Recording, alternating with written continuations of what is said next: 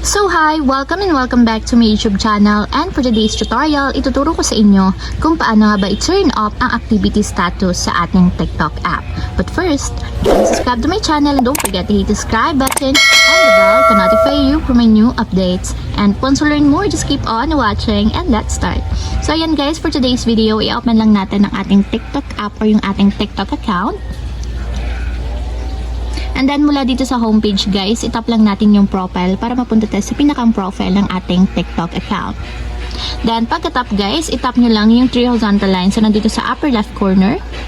And then dito, tap nyo naman is yung settings and privacy. So dito sa settings and privacy ng ating TikTok account, itap nyo naman dito is yung privacy. So dito sa privacy guys, hanapin nyo lang yung activity status, and kung makikita nyo may switch button sa right side niya. So indication na naka-enable or naka-turn on yung activity status. So yung activity status guys is makikita ng mga friends or followers natin sa TikTok if online tayo sa TikTok. So kung gusto nyo i-disable yan, tap nyo lang yung switch button katulad nito.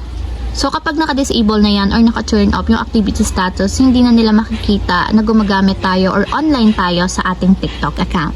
So ayun lang guys, ganun lang kasimple kung paano nga ba turn off ang activity status sa ating TikTok account. If you have a question, can comment down below and don't forget to hit the subscribe button and the bell to notify you for my new updates.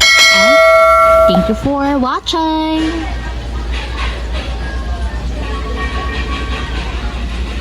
Living life every day, late at night, not okay.